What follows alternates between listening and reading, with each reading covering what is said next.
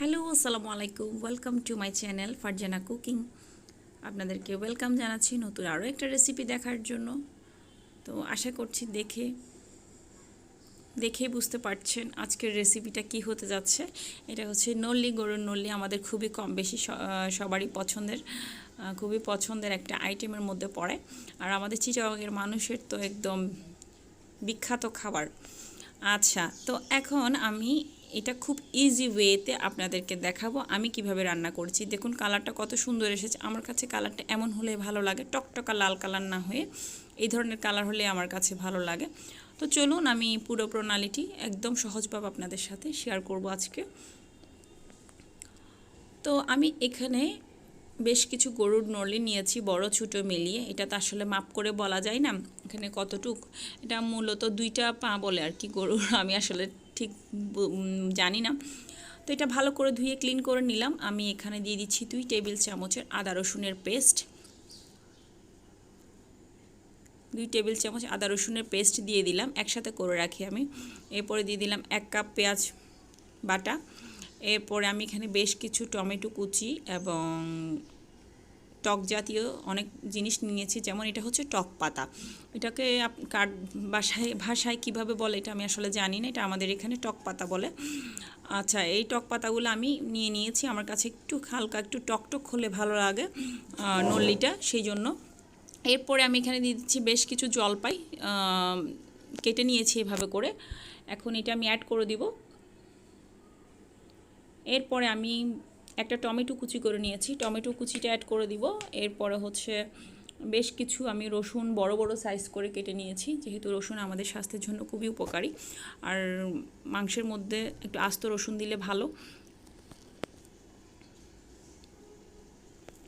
খেতে মজা লাগে আর শরীরের জন্য ভালো। দিয়ে দিলাম 3 টেবিল চামচ টক দইয়ের একটা বরফের টুকরা।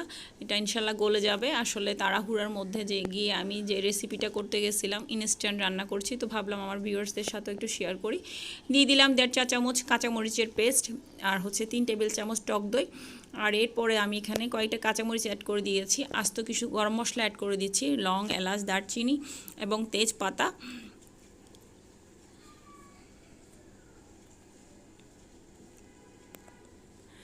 এরপর এখন আমি এখানে অ্যাড করে দিব 3 চা চামচ লাল মরিচের গুঁড়া। এরপরে দিয়ে দিব এখানে আমি স্বাদ মতো লবণ দিয়ে দিলাম। লবণটা দিতে ভুলে যাই, সেজন্য আগে করে দিয়ে দিলাম। এখন এখানে আমি দিয়ে দিব 3 টেবিল চামচ ধনে গুঁড়া, হাফ চামচের মতো দিয়ে দিচ্ছি হলুদ গুঁড়া। হলুদ বেশি দিব না, হাফ চামচের মতো দিব।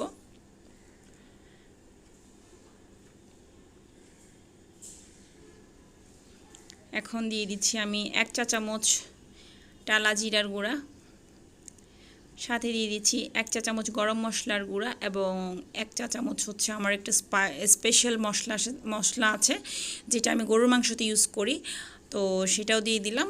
আর ধনে গুঁড়াটা দিয়ে দিলাম 3 টেবিল চামচ। কেমন? এখন আমি এগুলাকে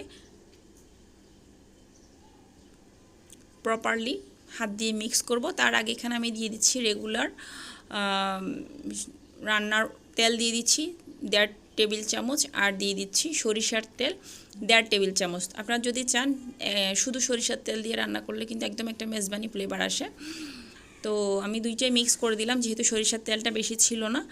এখন আমি এটা ভালোভাবে হাত দিয়ে মিক্স করে নিব ঘষে ঘষে, যাতে মশলাগুলো ভালো করে প্রপারলি প্রত্যেকটার ভেতরে যায় লেয়ারে লেয়ারে।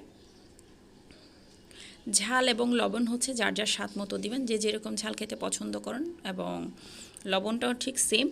আর এগুলো হচ্ছে বাজার থেকে কেনা, তো সেই জন্য এগুলোতে তেমন কিছু ছিল না, মানে মাংসের পরিমাণটা কম ছিল, তবে হাড় বেশি ছিল আর কি। যাই হোক, এনেছি, আপনাদের সাথে রেসিপিটা একটু শেয়ার করছি আর কি, ভালো লাগছে। এখন আমি এটাকে ভালো করে মাখায় নিলাম। মাখায় আমি এখানে বেশ পানি দিয়েছি, যেহেতু পাতিলটা বড়, একদম ভর্তি করে পানি দিয়েছি। এটা সেদ্ধ হতে প্রায় 4-5 ঘন্টা সময় লাগবে। তো এটা আমি বসাইছিলাম দুপুর 1টার দিকে, দুপুর 3টার দিকে দেখলাম এটা হয়ে গিয়েছে, বাট এটা আরও 1 ঘন্টা যদি আমি লো মিডিয়ামে একদম লোতে করে 1 ঘন্টা বসায় রাখি, এক্স্যাক্ট এমন একটা লুক আসবে। এখানে আমি কিছু লাউ এবং কিছু আলু অ্যাড করে দিয়েছি, এটা সম্পূর্ণ অপশনাল।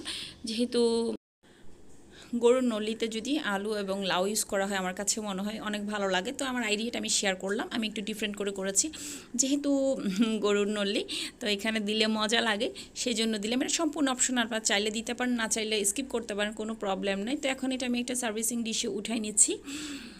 দীর্ঘ 1 ঘন্টা রান্না করার পর এটা একদম পারফেক্টলি কুক হয়ে গিয়েছে। তো আশা করছি আজকের এই রেসিপিটি আপনাদের কাছে ভালো লাগবে। ভালো লাগলে আমার চ্যানেলটি সাবস্ক্রাইব, পেজটি ফলো করবেন। তো আজকের মতো বিদায় নিচ্ছি, সবাই ভালো থাকুন, আল্লাহ হাফেজ, আসসালামু আলাইকুম।